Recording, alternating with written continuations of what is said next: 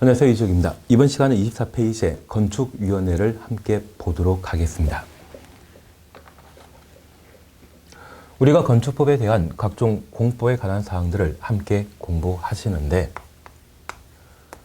이러한 공법은 사회 공익, 공공복리를 달성하기 위해 국가가 일반 국민에게 규제를 가하는 법령입니다. 그래서 사법인 민법은 법률 행위의 당사자가 서로 대등한 수평 관계를 형성하는 반면, 사회 공익을 달성하기 위해 행정청이 일반 국민에게 다양한 규제를 가하게 되는데, 이러한 행정청의 규제를 행정처분이라 표현하게 됩니다.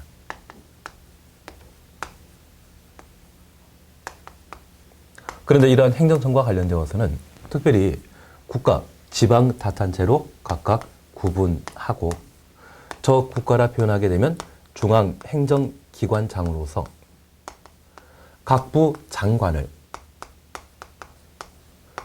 국가 또는 중앙행정기관장이라 표현하고 있습니다. 그리고 지방자치단체는 광역지방자치단체와 기초지방자치단체로 각각 구분하고 있는데, 서울 같은 경우에는 광역버스라 하는 빨간색 자동차가 서울과 경기도, 인천을 운행하고 있습니다. 그런데 서울만 돌아다니면, 특정 도시 분만 돌아다닌다면 그때는 시내버스라 표현하고, 둘 이상의 시군에 걸쳐 운행하는 버스가 있다면 이를 광역이라 표현합니다. 여기 광역이라고 하는 것은 둘 이상의 시군에 걸쳐 다양한 문제를 광역이라 표현하는데, 서울 같은 경우에는 25개 구로 구성되어 있습니다. 그리고 인천광역시 등에는 그 행정관할 구역에 인구가 10만 이상이라면 구, 인구 10만 미만인 경우는 군으로 행정관할 구역을 세분하게 되는데, 강화군이나 옹진군이란 말을 들어본 적 있다고 하면 그것은 인천광역시에 속해 있는 기초지방자치단체가 되게 됩니다. 그래서 그 강화군은 인구 10만 미만이기 때문에 강화군이라 표현하고 있습니다. 그리고 경기도 같은 다양한 도가 존재하는데, 이러한 도에는 그 행정관할 구역을 인구 10만 이상일 때는 시, 10만 미만인 경우는 군으로 구분하고 있는데, 특별시와 광역시에 인구 10만 이상인 곳을 시로 구분하게 되면 서울시장과 혼란 일으킬 수 있죠. 그래서 특별시와 광역시에 있어서는 그 행정관할 구역을 구와 군으로, 도의 경우에는 시와 군으로 구분하게 됩니다. 그러면 광역지방자치단체는 다양한 시, 군, 구로 구성되어 있는 곳을 말하는데, 그 구성 요소를 기초지방자치단체라 표현하게 됩니다. 그런데 이들은 우리가 선거로 뽑는 분들이 대부분이죠. 그리고 국토교통부 장관 등의 각종 중앙행정관청은 대통령이 임명하게 되는데, 그러한 장관 중에 가끔 국회의원들이 장관 업무를 처리하는 경우가 있습니다. 그러면 이들은 그 분야의 전문가이다? 특히 건축과 관련되어 전문가이다? 전문가가 못 되죠.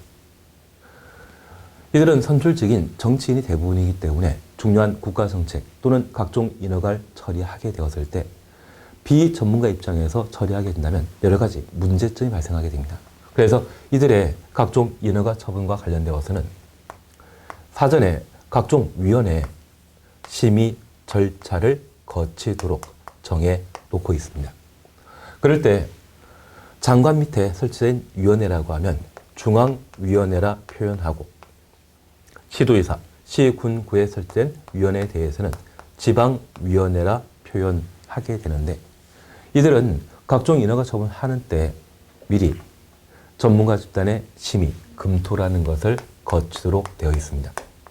만약 시험에 시도의사가 일정한 행정처분을 하는데 중앙위원회 심의 거쳐 인허가 처분한다, 그런 취지의 질문이라면 바로 틀립니다. 국토교통부에 설치되어 있는 것은 중앙위원회, 지방에 설치되었다고 하면 지방위원회로 구분하고, 그들의 인허가 절차에 있어서는 각각의 관할에 맞물려서 인허가 처분을 결정하게 됩니다. 취지 조금 이해하시겠습니까? 그리고 우리는 이러한 행정처분에 관한 사항들을 함께 살펴보면서 잠깐 이렇게 구분해 놓습니다.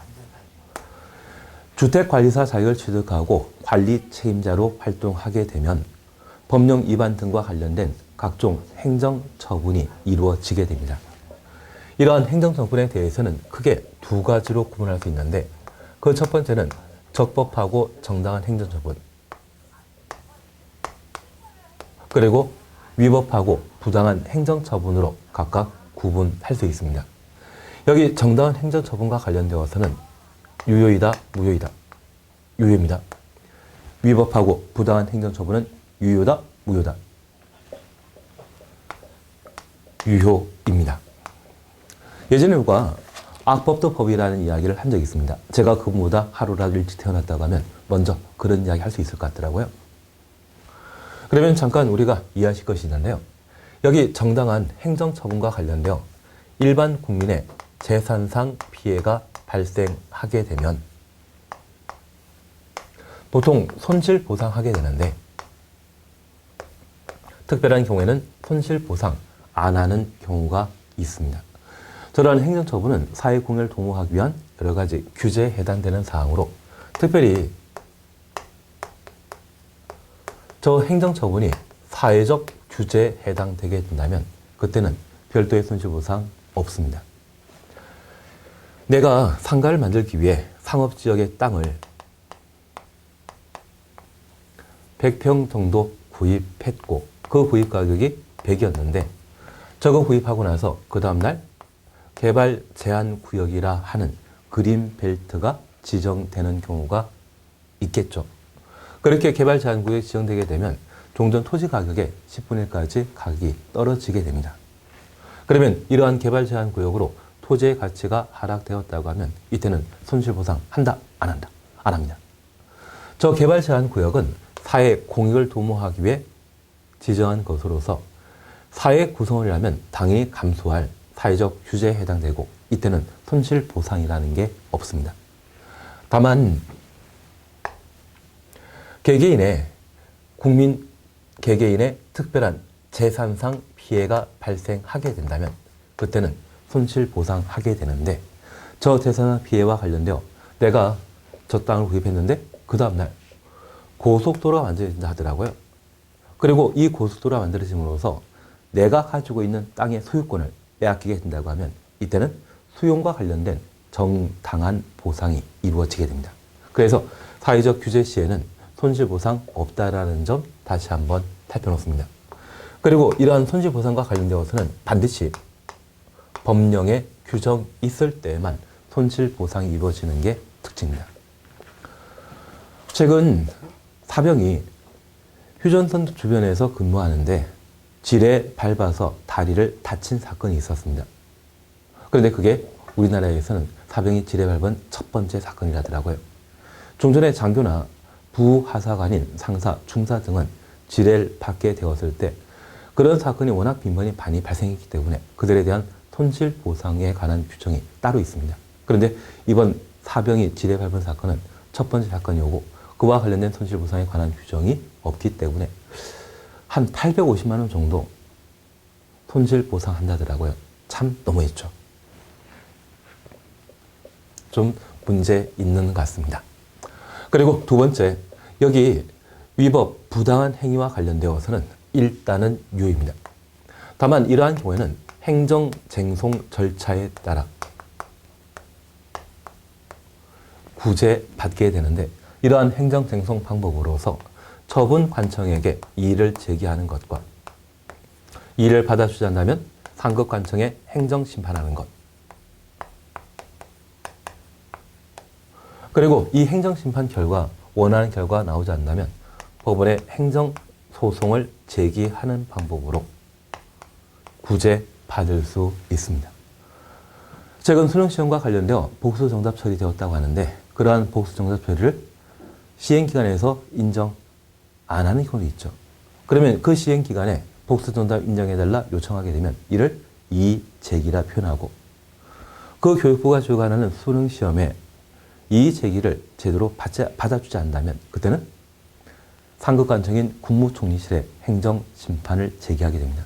국무총리실에서도 받아주지 않는다면 행정소송으로 이루어지게 되는데, 이러한 행정쟁송 절차에 따라 해당 행정처분이 위법, 부당한 것으로 판단되게 되면 그때는 손해배상이라는 게 가능합니다. 지금은 국회의원이 아닌 정모라고 하는 분이 계시는데, 이분이 전 정권의 뇌물과 관련되어 교도소에 수감된 적이 있다더라고요. 그리고 무죄 판결 받았는데, 그분이 교도소에 수감된 게 부당하다 해서 그분에게 한 6,500 정도의 보상금이, 형사보상금이 따로 나왔다고 합니다. 그렇게 부당한 행정처분과 관련된 억울한 일이 있다고 하면 그에 대한 재산상, 정신상 피해를 금전적으로 보전해 주는 것을 손해배상이라 표현합니다. 그러면 우리가 관리 책임자로서 직접 여러 가지 활동하게 되었을 때 여러 가지 행정처분의 대상이 되는 경우가 있습니다. 위법하고 부당하다 나 스스로 판단한다 할지라도 그걸 제대로 이행하지 않는다고 하면 좀 문제 있습니다. 저 위법하고 부당한 행정처분을 할지라도 일단은 뭐다? 유효하다라는 건 생각하시고 그대로 따라주셔야 됩니다. 그리고 그와 관련된 구제 절차 밟아가는 거죠. 내가 좀 잘 안다고 해서 저 위법 부당한 처분에 대해 나중에 무효 판결 나올 거야. 부당한 판결 나올 거야. 그렇게 판단해서 이를 이행하지 않는다고 하면 여러 가지 제재 대상이 되게 될 겁니다. 그래서 아무리 억울하다 할지라도 일단 시행되게 되는 결정된 행정처분에 대해서는 따르는 게 합리적이고 그 이후에는 일정한 구제 절차를 밟아가야 됩니다. 그것이 조대관리사에 잘된다고 관리처직의 책임자가 되었을 때 취해야 될 행동이겠죠.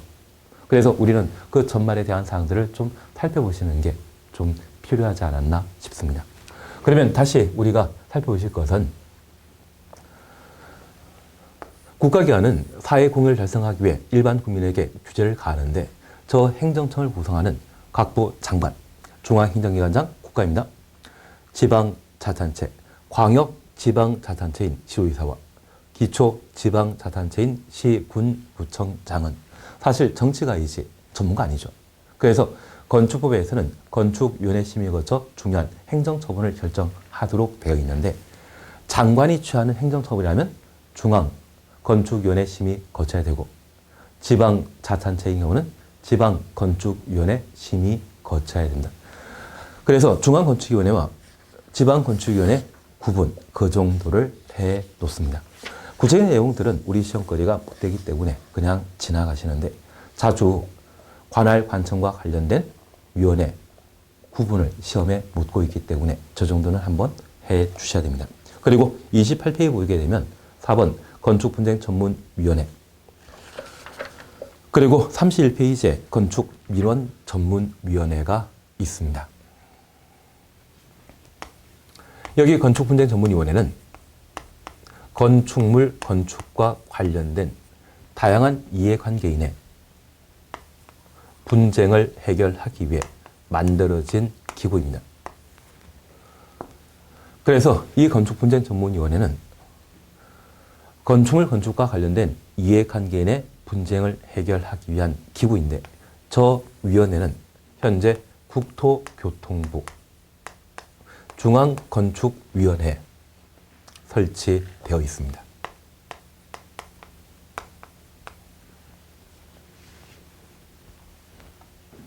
그러면 중앙건축위원회 산하에 설치되어 있는 건축분쟁전문위원회는 법원, 판사, 사법부이다? 사법부 아니죠. 그러면 이들이 이해관계인의 분쟁을 해결하게 된다고 하면 그 분쟁 해결 방법은 소송 절차가 못 됩니다. 바로 민법, 채권법에서 우리가 볼 수 있는 화해 절차에 따라 분쟁을 해결하게 되는데 민법채권법에 서술되어 있는 화해라고 하면 그 당사자 관계에 있어서는 수직관계가 아닌 수평관계, 대등관계이죠. 그래서 저 건축물 건축과 관련되어 개인과 개인, 만약 건축주와 인근 주민 사이의 분쟁, 건축주와 공사 관계자 사이의 분쟁에 대해서는 건축분쟁전문위원회 분쟁 조정, 재정 대상을 하고 있는데 국가와 국민 사이의 분쟁은 분쟁 조정, 재정 대상이 못 됩니다. 그러면 민법 화해 절차에 따라 건축물 건축과 관련된 분쟁을 해결하게 되면 가끔 허가권자가 건축주에게 내줬던 건축 허가를 함부로 취소하는 경우가 있습니다. 그런 부당한 행정처분이 만약 존재한다고 하면 일단은 유효이다, 무효이다. 유효하죠. 그리고 저 국민, 특히 건축주입니다. 저 건축주가 그러한 건축 허가 취소 처분에 대해 불복하게 되면 행정쟁송이란 절차에 따라 자신의 권리를 구제받게 됩니다. 그래서 이러한 관계에 있어서는 사법부의 소송 절차에 따라 분쟁을 해결하는 것이지 건축분쟁전문위원회에서 처리하는 게 못 됩니다. 그래서 여기 건축분쟁전문위원회는 국토교통부에 존재한다는 것 기억해 주시고 그 해결 방법은 화해 절차에 따라 해결한다. 그런 건축분쟁전문위원회 분쟁 조정, 재정 대상이 되는 것은 개인과 개인 사이의 분쟁만 분쟁 해결 대상이 되게 됩니다. 그러면 우리가 이런 이야기 들어본 적이 있습니다. 송사 3년이면 집안 망한다는 이야기 들어본 적이 있죠. 그래서 이 건축분쟁전문위원회는 소송과 관련된 시간과 비용을 절감시켜주기 위해 마련한 제도로서 신속하게 처리되는 것을 목적으로 삼고 있습니다. 그래서 기본적으로 우리가 살펴주실 것은 건축분쟁전문위원회와 관련된 관할 28페이지에 동그라미 1번 보십니다. 건축 등과 관련된 다음 각 호의 분쟁의 조정, 재정하기 위해 국토교통부에 건축분쟁전문위원회 둔다. 그래서 국토교통부에 존재한다는 점 확인해 놓습니다. 그리고 1번부터 7번까지 이해관계인의 분쟁에 관한 사항들을 보시는데 국가와 국민 사이의 분쟁에 관한 이야기는 따로 없습니다. 개인과 개인 사이의 분쟁만 그 대상이 된다는 점 확인해 놓습니다. 그리고 동그라미 2번 구성과 관련되어서는 지금은 크게 신경 쓰지 마십시오. 문제 풀면서 잠깐 보시면 됩니다. 다만 볼 게 있다고 하면 기억.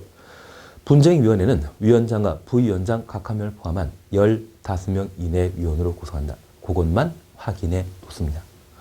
관계 법규 전반에 걸쳐 만약 위원회가 시, 군, 구에 설치되게 된다면 그 위원회 구성은 10명 이내로 구성하게 되고요. 국토교통부에 있을 때는 10명이 아닌 다른 숫자로 위원을 위촉하도록 되어 있습니다.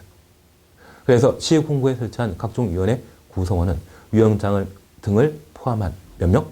10명 이내로 구성하고 국토교통부에서는 10명 아닙니다. 그리고 옆에 페이지에 3번 조정 및 재정 신청과 관련되어 동그라미 위원회 조정 등의 기간입니다. 분쟁위원회는 당사자 조정 신청 받으면 60일, 재정 신청 받으면 120일 내 절차 마쳐야 된다. 60일 동그라미, 120일 동그라미 해놓습니다.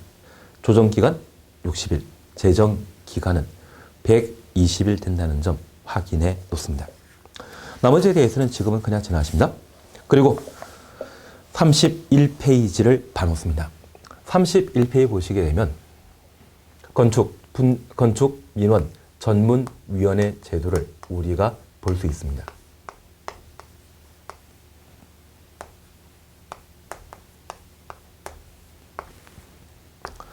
여기 건축민원 전문위원회는 건축물 건축과 관련된 민원, 여기 민원이라고 하는 것은 일반 국민의 소원, 소망을 민원이라 표현하게 됩니다. 그래서 민원이라는 말 가끔 들어본 적 있으시죠? 그러면 이 건축민원 전문위원회가 다루는 관할은 건축민원에 관한 사항들을 처리하는 기구인데 이 건축민원 전문위원회는 건축분쟁전문위원회가 국토교통부의 중앙건축위원회 존재했습니다. 그래서 그 형평성 고려해서 건축민원 전문위원회는 시도, 시, 군, 구에 설치하는 지방 건축위원회, 건축민원 전문위원회를 두고 있습니다. 그리고 저 건축민원이 무엇인지 그 본질에 관한 사항들을 우리가 잠깐 확인해 보습니다. 우리 교재 31페이지 보시게 되면 동그라미 1. 건축민원전문위원회 구성 찾았습니다. 기억입니다. 건축민원전문위원회는 건축물의 건축 등과 관련된 다음 각 호의 민원. 가로수 보시게 되면 특별시장, 광역시장, 시장, 군수, 구청, 장에 허가권자로 되어 있습니다. 처분이 완료되기 전의 것에 한정하며 처분이 완료되기 전 이걸 주청했습니다. 이하 질의민원이라 한다. 질의민원 동그라미 해놓습니다. 심의하며 시도의사 설치하는 건축민원전문위원회, 시, 군, 구청장이 설치하는 건축민원전문위원회로 각각 구분한다. 그래서 건축민원전문위원회는 시도, 시, 군구에 존재한다는 것 확인해 놓습니다. 그리고 다음 페이지에 1. 건축법령의 운영, 집행에 관한 민원 확인되시죠? 그러면 건축민원전문위원회는 질의민원을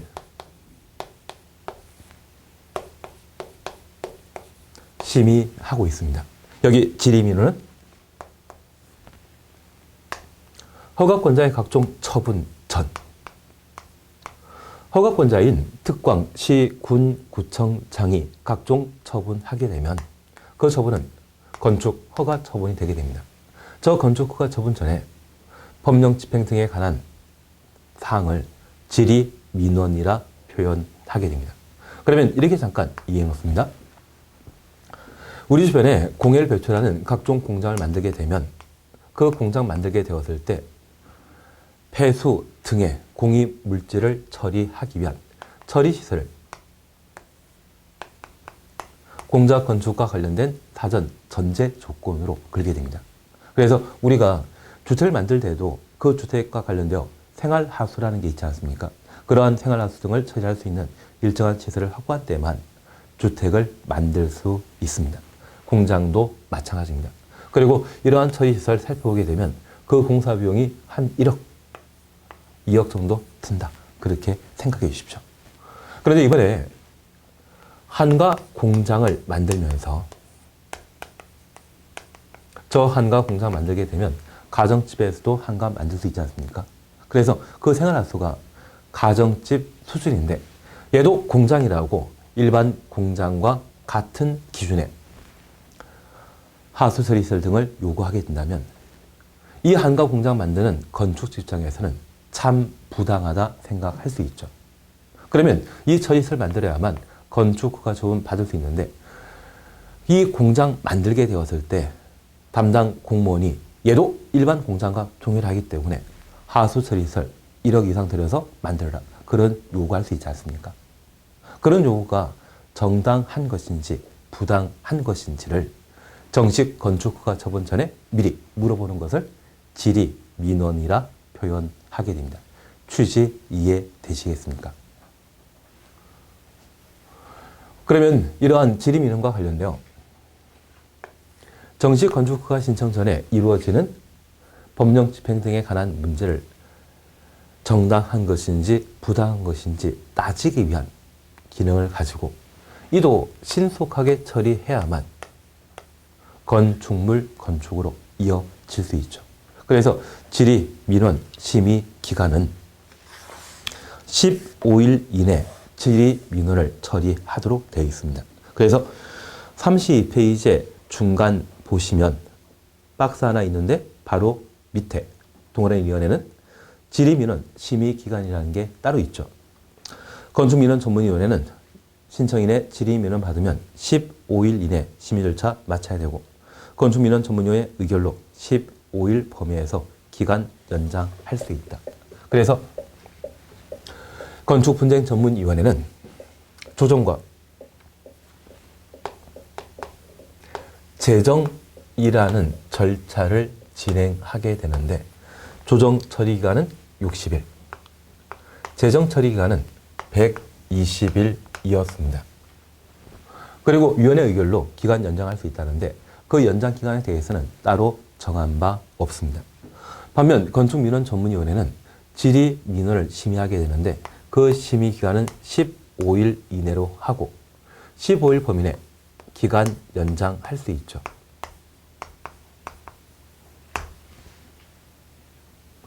그래서 건축민원전문위원회 처리기간과 건축분쟁전문위원회 처리기간 저렇게 한번 살펴주시는 게 이쪽에 주요 쟁점이 되게 됩니다. 구체적인 이야기에 대해서는 나중에 문제 풀어나가면서 한번 살펴보는데 아직 이 부분에 대해 구체적인 시험 문제가 나온 적이 없습니다.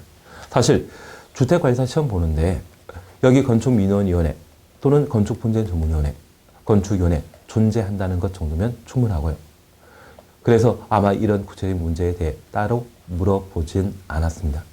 다만 이게 2015년도에 만들어지고 아직 시험에 출제된 적 없기 때문에 이 정도는 한번 확인해 주셔야 됩니다. 바로 34페이지의 건축물, 건축, 이에 관한 사항들을 살펴봅니다. 이번 시간에 함께 보시는 것으로 건축 절차에 관한 사항들을 함께 살펴봅니다. 여기 건축 절차와 관련되어서는 우리 시험에 두 문항 정도가 시험에 나오게 됩니다.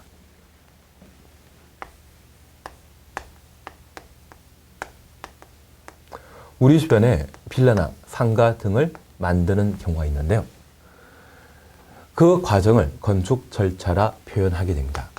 그러면 그러한 상가나 주택을 만들고자 한다면 대지에 대한 소유권을 확보하고 내가 건축하고자 하는 건축물의 설계 도면을 확보하여 허가권자에게 건축허가 신청하게 되는데 이러한 건축허가 신청 사항이 법령에 적합하면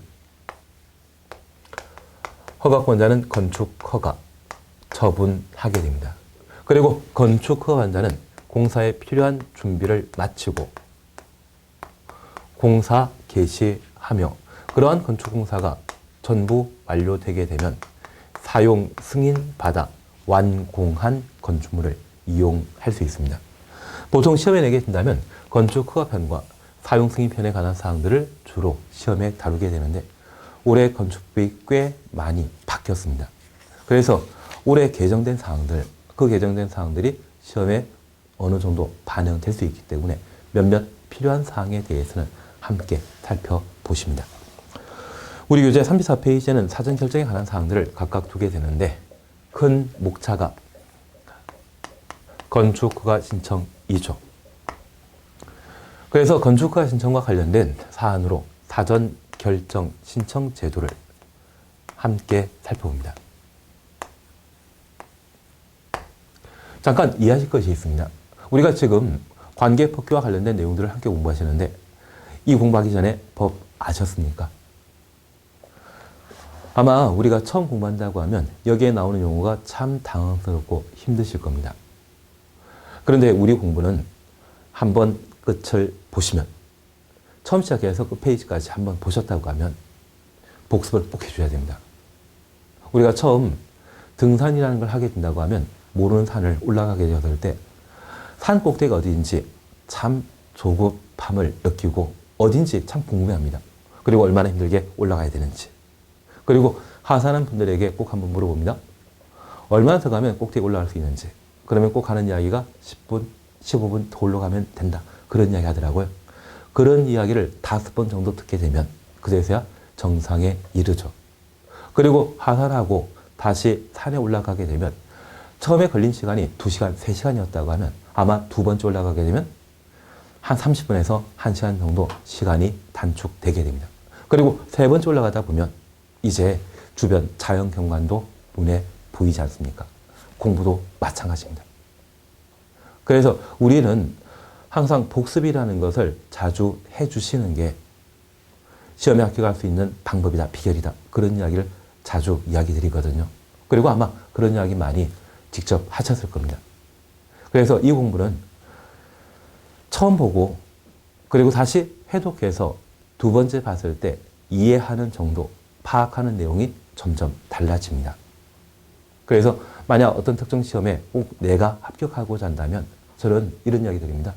10회독 정도 해라. 10회독 하면 못 붙을 시험 없습니다. 그래서 회독을 충분히 확보하게 되었을 때 우리가 합격할 수 있는 비결, 방법이라는 걸 생각하시고 나 몇 회독 한다? 10회독 할 거죠? 그래서 그렇게 좀 해독서를 많이 가져주시는 게 필요합니다. 그러면 여기 사전 결정과 관련되어 이렇게 다시 한번 이해해 놓습니다. 일반 대지 소유자도 건축법 등에 관한 각종 공급사의 규정을 파악하지 못하기 때문에 자기가 땅을 확보했을 때 그 재산 가치가 얼마인지는 알고 있지만 이곳이 어떠한 용도지역, 어떠한 용도지구인지 잘 모릅니다. 그리고 그러한 곳에 어떤 건물을 만들 수 있는지 잘 모릅니다. 그러면 우리 주변에 위락시설이나 숙박시설 같은 경우는 상업지역에 만들 수 있거든요. 상업지역이 아닌 토지소유자, 주거지역 등의 토지소유자가 숙박시설, 위락시설 만든다고 하면 건축 허가 자체가 떨어지질 않습니다. 그리고 우리 지난 시간에 건폐율과 용적률 잠깐 이야기했죠. 건축 면적을 좌우하는 것이 건폐율이고 연면적 좌우하는 것이 용적률이다. 그러면 이 건폐율 용적률에 대해 정확하게 모르기 때문에 어떤 크기의 건물을 만들 수 있는지 잘 모릅니다. 그러한 것을 가장 잘 알고 있는 자는 누구이겠습니까? 건축 허가권자가 가장 잘 알고요. 저 건축 허가권자에게 정식 건축 허가 신청하기 전에 토지 소유자가 가지고 있는 토지에 어떤 종류의 건물을 만들 수 있는지 그걸 알아보는 것을 사전 결정 절차라 표현합니다. 그리고 사전 결정이 이루어지게 되면 그러한 결정 내용에 따라 건축할 수 있는 건물의 용도 그리고 어떤 건폐율과 어떤 용적률 적용해서 만들 것인지 이러한 사안들이 확정되게 되면 그에 따라 절차를 진행하게 되었을 때 시간, 비용 부담을 줄일 수 있을 겁니다. 그러면 내가 농림지역에 땅을 가지고 있는데 그곳에 위락시설이라 불리는 나이트클럽 만들 수 있다? 없습니다. 그러면 아무것도 모르고 막대한 설계 비용을 들이고 건축허가 신청했는데 제대로 허가가 떨어지지 않는다면 시간, 비용, 낭비이죠. 사실 건물 건축할 때 설계 도면이라는 게 필요한데요. 저 설계 도면 만들게 된다고 하면 보통 1제곱미터당 10만 원 정도의 설계 비용이 책정되더라고요. 그래서 우리 주변에 국민주택 규모라고 하면 주거 전용 면적이 85제곱미터이고 공용 면적 25. 이 공용 면적이라는 것은 계단, 복도, 주차장 등의 면적을 말합니다. 그러면 공용 부분과 전용 부분의 면적이 110제곱미터 정도라면 이걸 단독 형태로 만들게 되었을 때 설계 비용만 1,000만 원 정도 나올 수 있죠. 이런 것들을 못 짓는 곳에, 그런 설계도를 작성하게 되면 비용 낭비죠. 그래서 그러한 비용 낭비를 방지하기 위해 두고 있는 제도가 무엇이다? 사전 결정 제도가 되게 됩니다. 동그라미 1번입니다. 사전 결정 신청 찾으셨죠? 건축허가 대상 건축물을 건축하려는 자는 건축허가 신청하기 전에 건축허가 신청하기 전 주청수입니다. 허가권자에게 그 건축물의 건축에 관해 사전 결정을 신청할 수 있다. 1번 그냥 봅니다. 해당 대지에 건축하는 것이 법령에 허용되는지 여부. 그래서 위락시설이나 숙박시설이라고 하면 상업지역에 만들 수 있고요. 그 상업지역이라 할지라도 학교 주변이라면 학교 정화구역에 해당되기 때문에 함부로 그런 거 만들더라고요. 그러한 것들이 법령상 가능한지. 그리고 2번. 이 법도는 관계 법령에 따른 건축 기준, 건축 제한. 그리고 한 줄 밑에 건축 가능한 건축물의 규모. 건축물의 규모는 건폐율, 용적률에 따라 건물 크기가 달라지죠. 그러한 것들을 미리 알려준다는 이야기입니다. 그래서 이 건축물과 관련되어 정식 건축허가 신청하기 전에 내 땅에 어떤 건물을 만들 수 있는지 알아보는 것을 뭐라 한다? 사전 결정이라 표현하게 됩니다. 그래서 이 사전 결정과 관련되어서는 2005년도에 사전 결정 제도가 건축법에 반영되었는데 공인중개사 시험과 감정평가사 시험에는 출제했지만 우리 시험에는 안 나오더라고요. 그래서 나중에 문제 풀 때 또는 실제 모의고사 풀 때 한 문제 정도만 사전 결정과 관련되어 함께 볼 겁니다. 그리고 이 건축허가 신청입니다. 여기 건축허가 신청과 관련되어 한 장 넘기시면 양가로 2번 대지 소유권을 확보해야 한다. 그리고 옆에 페이지에 건축물 설계가 있습니다. 여기 설계와 관련되어서는 건축사 고유 문제에 해당되는 것으로 우리 시험거리는 못 되고요. 여기 대지 소유권과 관련되어서는 작년까지 좀 추상적으로 서술하는 것이 이번에 구체적으로 내용 바꿔놨거든요. 그래서 우리 딱 두 가지만 한번 확인하십니다. 대지 소유자 건물 건축하고자 한다면 대지 소유권 확보하고 건축할 수 있죠. 그래서 이 소유권 확보에 관한 문제로서 동그라미 1번 대지 소유권 확보입니다. 건축허가 받는 자는 해당 대지 소유권 확보해야 한다. 다만 다음 하나에 해당되는 경우는 그러하지 아니하다. 이 말은 소유권 없이도 건축허가 받을 수 있다는 이야기입니다. 1번 찾았습니다. 건축주가 대지 소유권 확보하지 못하였으나 그 대지를 사용할 수 있는 권한을 확보한 경우 사용할 수 있는 권은 줄쳐 놓습니다. 이러한 경우는 대지 소유권 없이 건축 허가 받을 수 있다는 이야기입니다. 다만 분양목조라는 공동택은 제외한다. 공동주택 동원해 놓으시고 제외한다. 줄쳐 놓습니다. 그러면 우리 이렇게 잠깐 살펴놓습니다. 정식 건축허가 신청 시에는 대지에 대한 소유권과 설계 도면을 필요로 하는데 이 대지 소유권은 당연히 있어야 되지만 예외를 인정하고 있습니다. 소유권은 없지만 사용권을 확보하면 됩니다.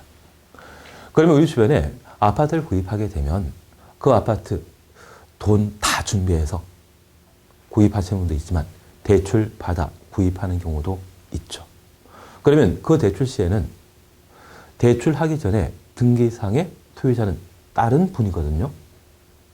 그러면 그분의 동의 허락받아야만 그것을 저당 잡고 대출 받더라고요. 그래서 일반 땅을 거래하는 때에도 마찬가지입니다.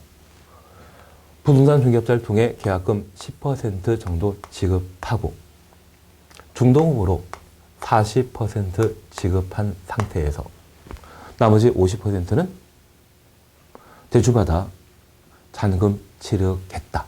그런 이야기 할 수 있거든요. 그러면 그 대출받아 잔금 치르게 되었을 때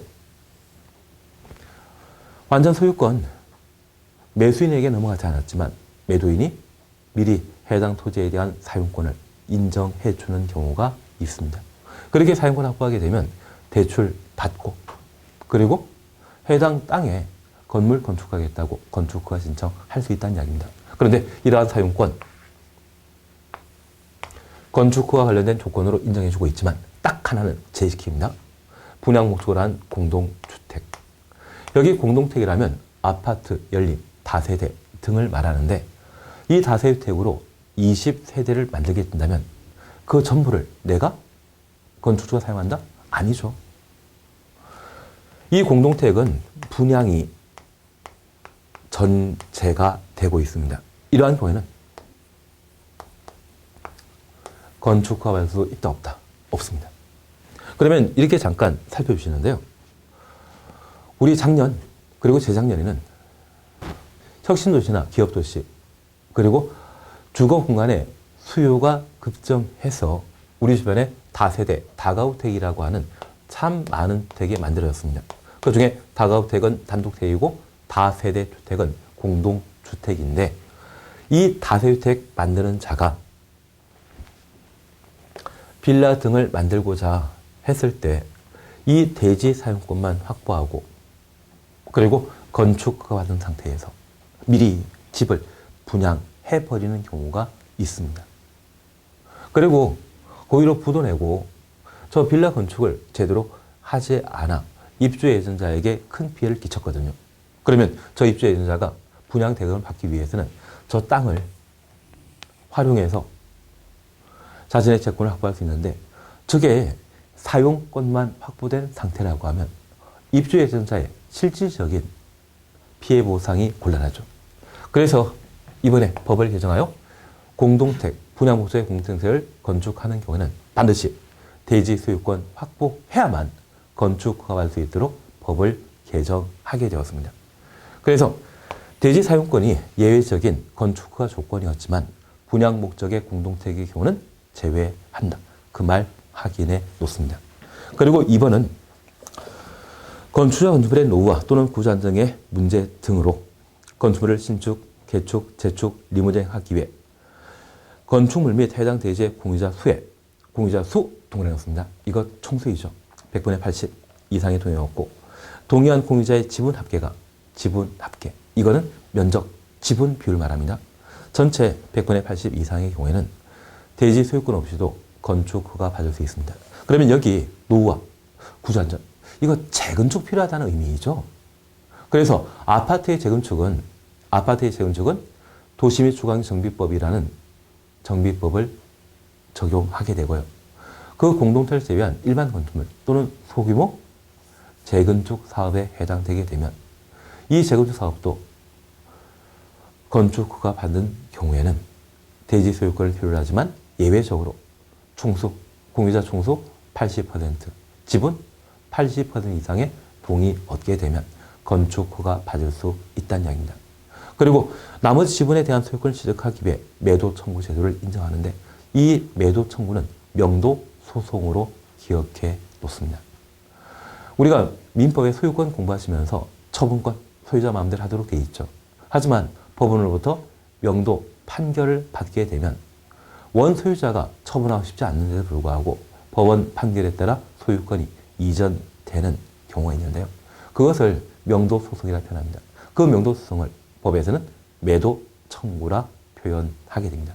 그러면 80% 이상의 공유자 총수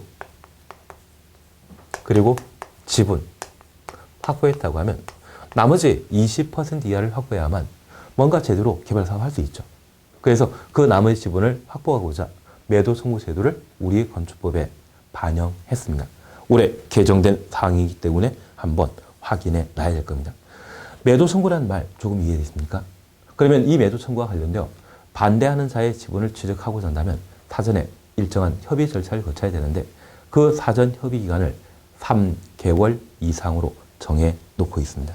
그래서 여기 매도 청구와 관련되어 기억 그냥 보십니다. 위 동그라미 1의 이유에 따라 건축허가 받은 건축주는 해당 건축물 또는 대지의 공유자 중에 동의하지 아니한 공유자에게 그 공유 지분을 시가로 매도할 것을 청구할 수 있다. 그리고 3개월 이상 협의하여야 한다. 확인되시죠? 그래서 매도 청구하기 전에 사전에 3개월 이상 협의해야 한다. 그 정도만 한번 확인해 놓습니다. 3설계에 관한 사항은 건축사 시험 볼 때 우리가 준비할 내용이고요. 우리 시험에서는 크게 문제 삼지 않습니다. 이번 시간은 여기까지 하시고 다음 시간에는 제2절 건축 허가편을 함께 살펴보도록 하겠습니다. 수고하셨습니다.